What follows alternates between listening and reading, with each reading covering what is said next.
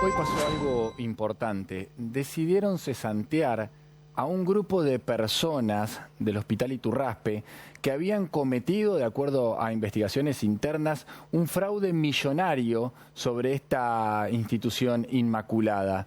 Y lo hicieron a pesar de que la justicia todavía no dictaminó al respecto, no dio su veredicto. De hecho, se podría dar una paradoja, que nunca haya condena, o que tarde mucho la condena, y ya el gobierno decidió apartar a estas personas. Evidentemente encontró pruebas suficientes como para que esto sea una causal de despido. ¿Qué pasaba? Aquí lo vamos a ver a través de los datos que están en esta placa. Pero lo que sucedía es que las obras sociales aportan a los hospitales por la gente que se va a atender allí y tiene obra social. De eso, el 30% se distribuye entre los empleados. Este grupo de personas distribuía de manera discrecional esos aportes, de manera que para ellos había mucho, para los demás había migajas. ¿Cuál fue el fraude? Bueno, lo que se investiga en la justicia es la asociación ilícita, por un lado, y la malversación de fondos públicos por el otro, porque era dinero que ingresaba al Estado y que estas personas distribuían a piacere, a quienes querían y de la manera en que querían. A los demás, insisto, no le daban nada, a sus compañeros le daban muy poco. 38 millones de pesos es lo que consideran que se defraudaron, que se robaron en ese momento. Actualizado, serían unos 100 millones de pesos de hoy. Le robaron al Iturraspe 100 millones de pesos. Y los hechos ocurrieron, al menos los que se investigaron, entre entre enero del 2020 y octubre del 2023. La temporalidad no es menos importante, en un ratito avanzamos sobre eso. Por supuesto que el enojo más grande estaba entre sus colegas, entre los demás empleados. ¿Y por qué estaba entre ellos? Primero porque era dinero que les correspondía y nunca les llegó. Pero además porque vieron que durante mucho tiempo este grupo de personas fue trasladado a otro nosocomio y seguían cobrando como si nada del Estado mes a mes. Cuando esto salió a la luz, primero lo suspendieron todo el tiempo que la ley lo permite y ahora, a fin de cuentas, fueron entonces cesanteados. Avanzamos con más datos porque son importantes.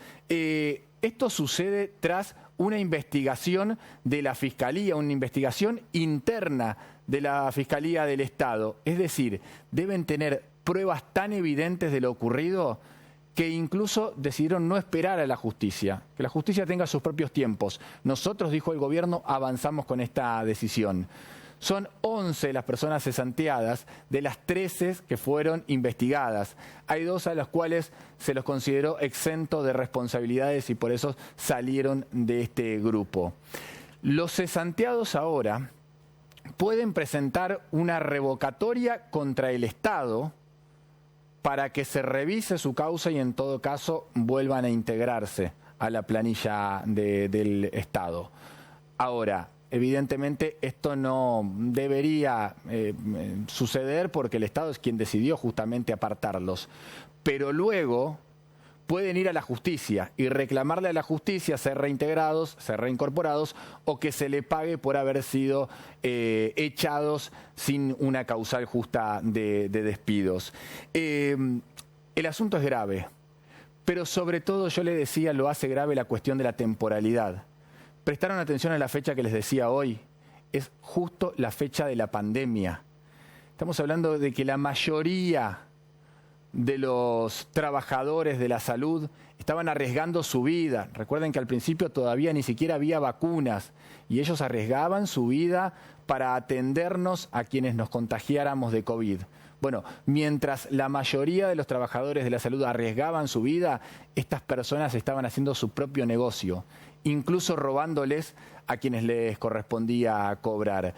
Cada uno tendrá un ejemplo. Yo rápidamente se me vino a la cabeza quien fuera director en ese momento del Iturraspe, Francisco Villano.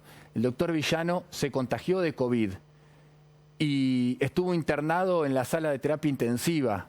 Bueno, mientras el director del nosocomio estaba internado en terapia intensiva, pasaban estas cosas. Realmente es muy cruel que esto suceda y hay que tener muchísimo cuidado, no solo con respecto al Hospital Iturraspe, con cada una de las instituciones que nosotros consideramos inmaculadas. Hay que defenderlas y no se puede dejar que sucedan estos hechos de corrupción.